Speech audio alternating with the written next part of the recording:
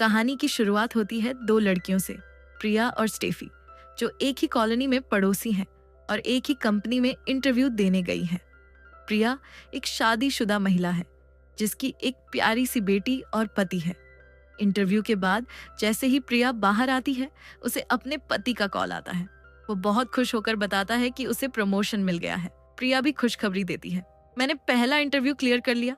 दोनों की आवाजों में खुशी साफ झलक रही थी। वो तय करते हैं कि अपनी शादी की सालगिरह पर ये दोनों खुशखबरियां सबको बताएंगे। प्रिया तुरंत कॉलोनी के सोशल ग्रुप में मैसेज भेजती है और सबको अपनी वेडिंग एनिवर्सरी पार्टी में बुला लेती है। अब कहानी का दूसरा हिस्सा, स्टेफी। वो एक सिंगल मदर है और प्रिया की कॉलोनी में ही रहती है। तभी एक नया किरदार कहानी में आता है, मैनुअल, जो अपनी माँ के साथ पास वाले घर में शिफ्ट होता है। मैनुअल पहले दिल्ली में था, जहाँ उसका अच्छा बिजनेस था, लेकिन अब वो अपनी माँ को लेकर वापस इसी कॉलोनी में आया है। उसका कहना है कि उसकी माँ को अल्जाइमर है और वो अपने पुराने घर में रहकर शायद अच्छा महसूस करे। धीरे धीरे मैनुअल के बारे में कई बातें सामने आती हैं। उसका एक और रिश्ता भी है, बहन डायना, जो न्यूजीलैंड में रहती है और अभी तक कुंवारी है। अब यहाँ से कहानी में आता है रहस्य। प्रिया को मैनुअल की हरकतें कुछ अजीब लगने लगती हैं। एक दिन वो देखती है कि मैनुअल ने एक लाल कपड़े को लकड़ी के डंडे पर बांधकर जमीन में गाड़ दिया है और फिर बार बार चेक कर रहा है कि कहीं ये किसी के घर से तो नहीं दिख रहा। और बस इतना ही नहीं, मैनुअल की आदतें भी बहुत अजीब हैं। वो कॉलोनी के लोगों के आने जाने का टाइम नोट करता है और स्टेफी से दोस्ती करके सबकी जानकारी लेने की कोशिश करता है। स्टेफी भी एक अकेली महिला होने के कारण मैनुअल की तरफ खींचने लगती है और मैनुअल इसी का फायदा उठाता है।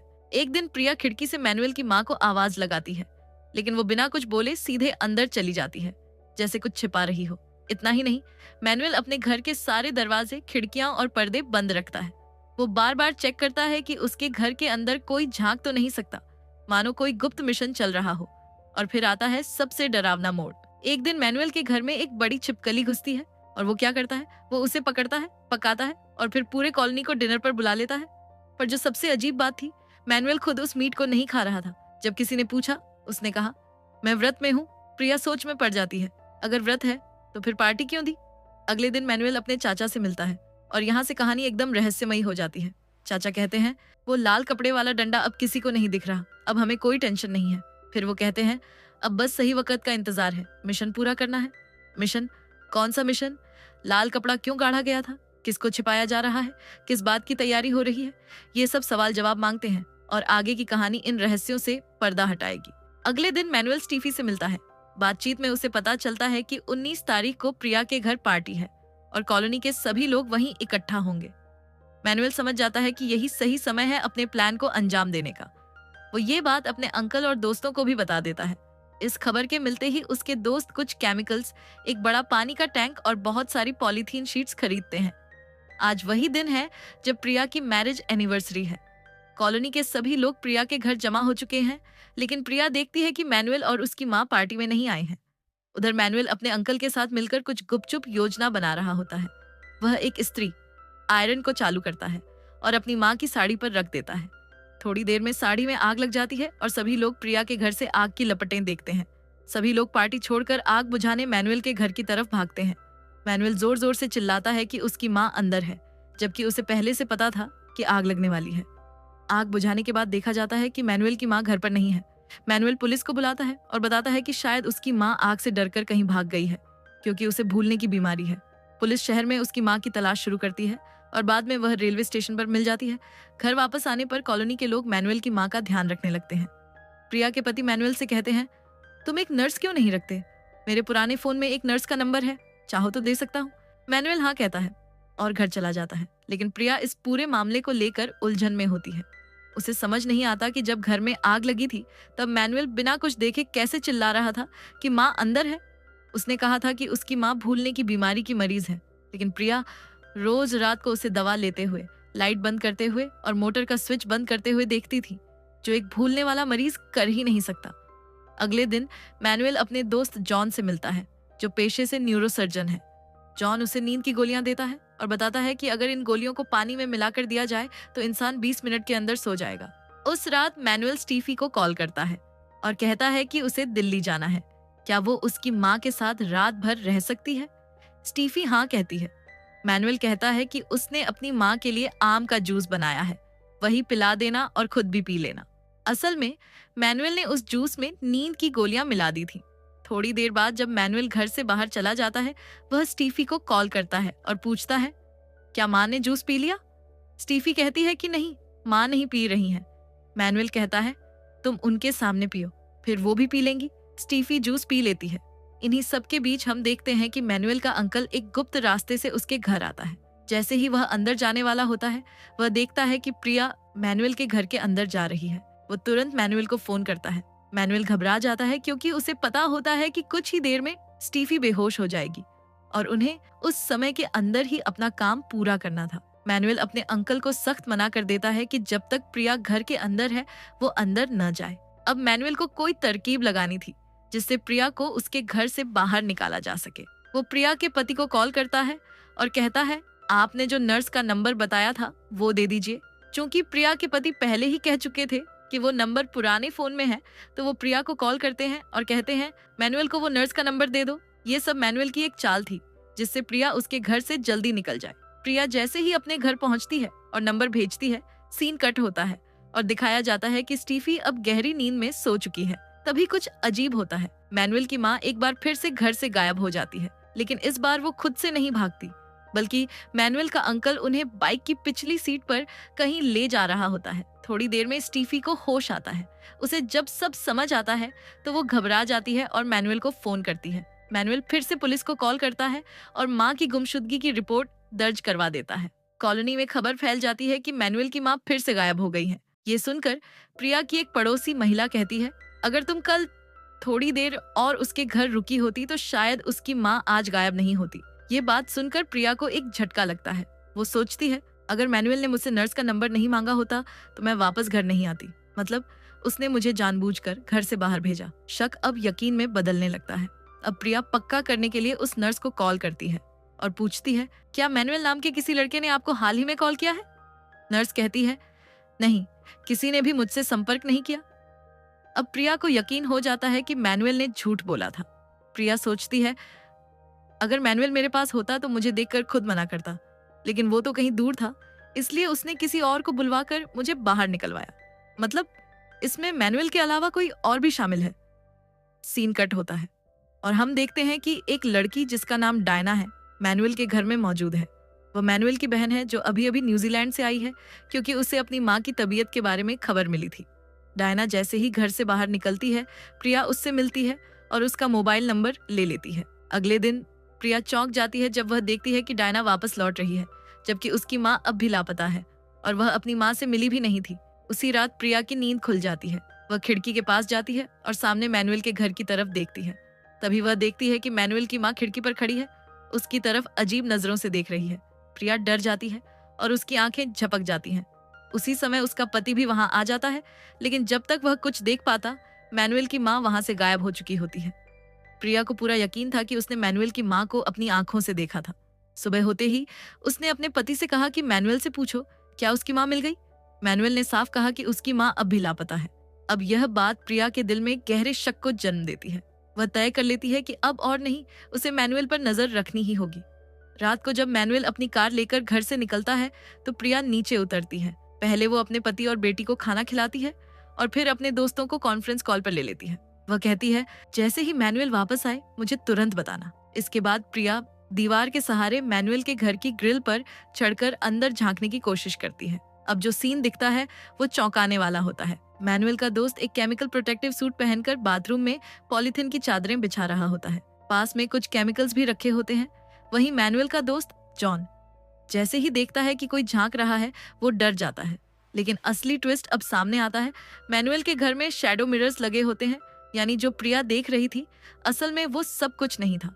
बहुत कुछ उसकी नजरों से छुपा हुआ था। जॉन तुरंत मैनुअल को कॉल करता है। प्रिया तुम्हारे घर पर नजर रख रही है। ये सुनते ही मैनुअल अपनी कार घुमा लेता है और तेजी से अपने घर की तरफ बढ़ता है।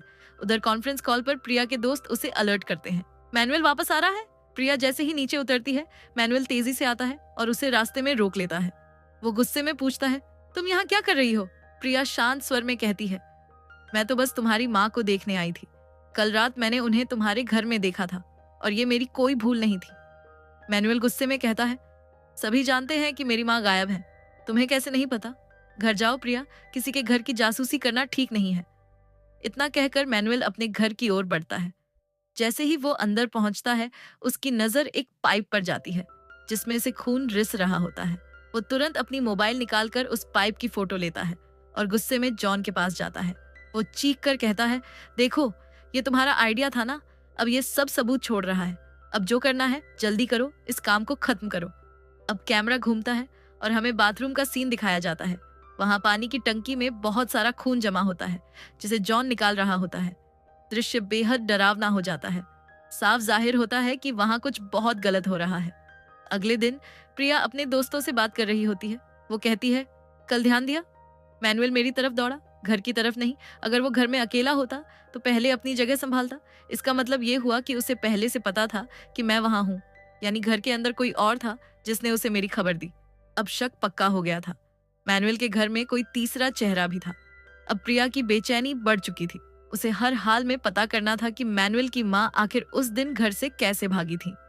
वो सीधा जाती है स्टेफी के पास। स्टेफी धीरे से कहती है, मैं तो दोपहर में कभी नहीं सोती, लेकिन पता नहीं उस दिन कैसे मुझे नींद आ गई और उसी दौरान मैनुअल की माँ वहां से चली गई। उस दिन के बाद मैनुअल ने मुझसे बात तक नहीं की। उसे लगता है शायद उसी गायब होने के पीछे मैं हूँ। इन सारी बातों से और परेशान होकर प्रिया अब कॉल करती है डायना को, मैनुअल की बहन। वो कहती है, डायना, जिस रात तुम घर छोड़कर गई थी, उसी रात मैंने तुम्हारी माँ को घर के अंदर देखा था और ये मेरी कोई गलतफहमी नहीं थी। डायना चौंक जाती है, लेकिन जवाब में कहती है, प्रिया, मेरी माँ तो अब तक मिसिंग है, शायद तुम्हें कोई गलतफहमी हुई हो। लेकिन प्रिया के मन में अब शक से ज्यादा यकीन घर कर चुका था। दृश्य बदलता है। मैनुअल अपने घर की ओर तेजी से भागता दिखता है। उसके हाथों में बड़े बड़े बोरे होते हैं, जैसे वो कुछ भारी और छुपाने लायक चीज ले जा रहा हो। उस वक्त प्रिया की एक दोस्त दूर से ये सब देख लेती है। अगली सुबह मैनुअल को एक और बड़ा झटका मिलता है। डायना घर लौट रही है। ये सुनते ही वो घबरा जाता है और जॉन से कहता है, सब कुछ जल्दी समेटो, हमें यहाँ से निकलना होगा। अब दोनों दोस्त मिलकर पूरे बाथरूम को क्लीन करते हैं। सारे केमिकल्स को फ्लश कर देते हैं, दीवारें पेंट करते हैं और सबूत मिटाने की पूरी कोशिश करते हैं। इसके बाद मैनुअल वहां से निकल जाता है। जैसे ही वो जाता है, प्रिया की दोस्तों की टीम मैनुअल के घर पहुंचती है। अब वो उस राज को खोलना चाहती थी जो मैनुअल छुपा रहा था। उन्हें सबसे पहले घर की दीवारें अजीब सी लगती हैं, जैसे किसी ने ताजा पेंट किया हो। जब उन्होंने एक हिस्सा हल्का सा खुरचा तो नीचे से खून के धब्बे नजर आते हैं। वो तुरंत उसकी फोटो लेती है और प्रिया को भेज देती है। तभी मैनुअल का दोस्त बाहर आ जाता है, लेकिन लड़कियों ने एक्टिंग इतनी जबरदस्त की कि वो कुछ समझ ही नहीं पाता। वो उससे बस इतना पूछती हैं, मैनुअल की माँ कैसी है, अब तक मिली नहीं क्या? अब एक बड़ा ट्विस्ट आता है। प्रिया के पति का फोन आता है। प्रिया, मैनुअल की माँ मिल गई है, एक ओल्ड एज होम में मिली। शायद जो तुमने देखा था वो बस तुम्हारा भ्रम था। लेकिन प्रिया के दिमाग में ये बात फिट नहीं बैठती। गांव वाले मैनुअल की माँ से मिलने आते हैं जब उन्हें घर लाया जाता है। मैनुअल सबको कहता है, अब मैं अपनी माँ की देखभाल नहीं कर सकता, इसलिए अपने दोस्त के साथ शिफ्ट हो रहा हूँ। उसी दिन स्टेफी भी मिलने आती है। जब वो मैनुअल से बातें कर रही होती है, प्रिया को एक मौका मिलता है। वो सीधे मैनुअल की माँ के पास जाती है। वो धीरे से कहती है, मैंने आपको उस रात घर में देखा था जब डायना गई थी, और मुझे पता है आप अल्जाइमर की पेशेंट नहीं है। क्या मैनुअल आपको कुछ देता है, गलत दवाई, या आपको तकलीफ देता है? लेकिन इससे पहले कि मैनुअल की माँ कुछ बोल पाती, मैनुअल वहां पहुंच जाता है। उनकी बातचीत अधूरी रह जाती है। अगले दिन मैनुअल और उसका परिवार घर छोड़कर चला जाता है, लेकिन प्रिया के मन में उनकी परछाई अभी भी जिंदा थी। उसे लग रहा था ये कहानी यहाँ खत्म नहीं हुई। आज प्रिया का दूसरा इंटरव्यू था। वो स्टेफी के साथ पहुंचती है, लेकिन उसका मन वहां नहीं था। उसकी नजरें, उसका ध्यान सिर्फ डायना पर था, इंटरव्यू में बिल्कुल भी नहीं। बार बार वो डायना को मैसेज कर रही थी, लेकिन कोई रिप्लाई नहीं आया। परेशान होकर प्रिया डायना को कॉल करती है, लेकिन कॉल बार बार कट जा रही थी। दरअसल डायना का फोन अब मैनुअल के पास था और वो खुद कॉल को रिजेक्ट कर रहा था। इसी दौरान प्रिया नोटिस करती है कि मैनुअल के घर की सर्विस गर्ल मलयालम में बात कर रही थी। वो सोचती है, अगर डायना न्यूजीलैंड में होती तो अब तक उसकी बोली बदल गई होती, कम से कम इंग्लिश या वहां की भाषा में बात करती। ये मलयालम क्यों? उसे यकीन हो गया, डायना इंडिया में ही है। उसने ये बात स्टेफी को बताई, लेकिन स्टेफी अब भी कंफ्यूज थी। दूसरी तरफ मैनुअल अपने पुराने वॉशरूम से बची हुई चीजों को जला रहा होता है, शायद सबूत मिटा रहा था। लेकिन प्रिया की नजरें तेज थीं, दिमाग और भी तेज। वो डायना के इंस्टाग्राम प्रोफाइल को खंगालती है और उसे एक लड़की की प्रोफाइल मिलती है जो डायना के साथ कई फोटोज में दिख रही थी, आदिति। वो तुरंत आदित्य को मैसेज करती है, लेकिन इससे पहले कि जवाब मिले दृश्य बदलता है। हम देखते हैं कि आदित्य इंडिया पहुंच चुकी है। वो मैनुअल को कॉल करती है। डायना मेरी कॉल नहीं उठा रही है पिछले कुछ दिनों से, इसलिए मैं खुद यहाँ आ गई हूँ उससे मिलने।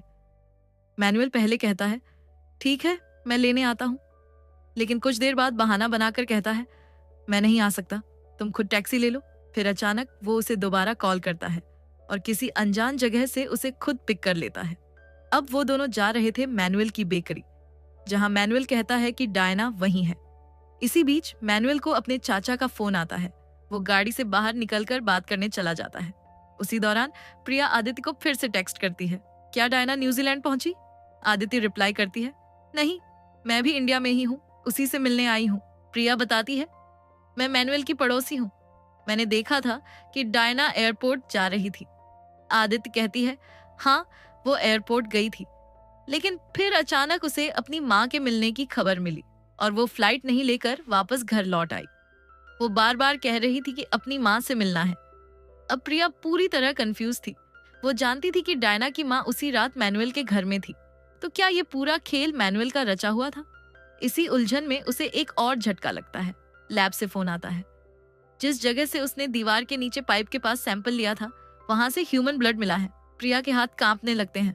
ये मर्डर है और डायना अब भी लापता है। क्या उसे मार दिया गया? अब उसकी समझ में आता है कि अगर आदित्य डायना की सच्चाई जानने आई है तो वो भी खतरे में है। वो तुरंत उसे टेक्स्ट करती है, भाग जाओ, मैनुअल कुछ प्लान कर रहा है, तुम भी डायना की तरह गायब हो सकती हो। दूसरी तरफ मैनुअल अपने चाचा से बात कर रहा होता है। वो लड़की आ गई है डायना के पीछे, अब इसके साथ क्या करना है? आदित्य, जो प्रिया का मैसेज पढ़ती है, डर के मारे गाड़ी का दरवाजा खोलने ही वाली थी। तभी मैनुअल अंदर आता है और कुछ सेकंड में ही उसे बेहोश कर देता है। इधर प्रिया अब सब कुछ छोड़कर इंटरव्यू से उठ जाती है। वो किसी भी हाल में आदित्य को बचाना चाहती है। गाड़ी में बैठते ही वो अपने पति को फोन करती है, मुझे बहुत जरूरी बात बतानी है, पूरी कहानी सुनो। अभी प्रिया ने अपने पति को सब कुछ बताया, लेकिन वो विश्वास नहीं करता। फिर भी प्रिया मैनुअल की बेकरी पहुंचती है, लेकिन वहां कोई नहीं था। बहुत देर तक इंतजार करने के बाद उसने एक पैम्फलेट देखा जिस पर लिखा था कि मैनुअल एक नई बेकरी खोलने वाला है। अब प्रिया उस नए पते पर जाती है, लेकिन वहां सब कुछ वीरान और सुनसान था। उसका दिल डर से तेज धड़कने लगा। अंदर जाना खतरनाक लग रहा था, तो उसने समझदारी दिखाते हुए पहले पुलिस को कॉल किया। उसने पुलिस को अपनी लोकेशन शेयर की और सारी कहानी बताई। उसने कहा कि आदित्य खतरे में है और उन्हें जल्दी आना होगा। लेकिन पुलिस के आने से पहले प्रिया खुद अंदर घुस जाती है। वहां बेकरी के अंदर एक लॉक्ड रूम था। जब प्रिया एक स्टूल पर चढ़कर झांकती है तो देखती है कि आदित्य को जमीन पर लिटाया गया है और किसी ने उसे मारने की तैयारी कर रखी थी। प्रिया की भी जान खतरे में थी, इसलिए वो तुरंत भागने लगती है। बेकरी से बाहर निकलते ही उसने पास की एक शीशा तोड़ना शुरू कर दिया। शोर सुनकर मैनुअल और उसका साथी घबरा जाते हैं। मैनुअल अपने दोस्त से कहता है कि प्रिया को छुपा दो, मगर जैसे ही वो बाहर आता है वो प्रिया को देखता है। गुस्से में पागल होकर वो उस पर हमला करना चाहता है, लेकिन प्रिया फुर्ती से अपनी कार में छुप जाती है। मैनुअल उसके कार पर लकड़ी से वार करता है। प्रिया डरती नहीं, कार स्टार्ट करती है और मैनुअल को कार पर बैठाकर तेजी से चलाती है। कार सीधे बेकरी की दीवार से टकरा जाती है। दीवार से ईंटें गिरती हैं और मैनुअल और उसका दोस्त उन ईंटों के नीचे फंस जाते हैं। वे बेहोश हो जाते हैं। प्रिया हिम्मत नहीं हारती और कार से बाहर निकलकर आदित्य को खोजती है। उसे पाती है, तभी स्क्रीन कट हो जाती है। अगले दिन का दृश्य, मैनुअल के घर के बाहर पुलिस का जलवा है।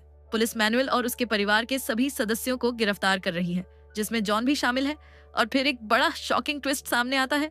डायना की हत्या का मास्टरमाइंड कोई और नहीं बल्कि मैनुअल की माँ थी। पूरी फिल्म में वो एक साइड किरदार की तरह दिखी थी, जिसे अल्जाइमर की बीमारी बताया गया था। असल में डायना ने एक लड़की से शादी करने का फैसला किया था, पर परिवार की इज्जत बचाने के लिए मैनुअल की माँ ने अपनी बेटी की हत्या की साजिश रची। मैनुअल की माँ ने खुद को बीमार और भुलक्कड़ दिखाकर सबको धोखा दिया।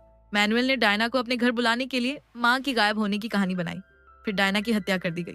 जो कपड़ा मैनुअल ने लकड़ी से बांधा था और सोसाइटी में रखा था, वो सीक्रेट पासेस था, जिससे मैनुअल की माँ और चाचा मिलकर घर से निकलते थे जब वो गायब होने का नाटक कर रही थी। और वो नींद की गोली जो स्टेफी को सोने पर मजबूर कर गई, वो डायना की माँ ने मिलाई थी, मैनुअल ने नहीं। जिस रात डायना मारी गई वही रात थी जब प्रिया ने डायना की माँ को खिड़की पर देखा था। इसका मतलब प्रिया की धारणा पूरी तरह सही थी। उसकी तेज बुद्धि और हिम्मत ने न सिर्फ कातिलों को पकड़ा बल्कि एक जान भी बचाई। वो जान थी आदित्य की। फिल्म यहीं खत्म होती है, एक सच्चाई के साथ कि कभी कभी डर और साजिश के बीच भी साहस और बुद्धिमानी जीतती है।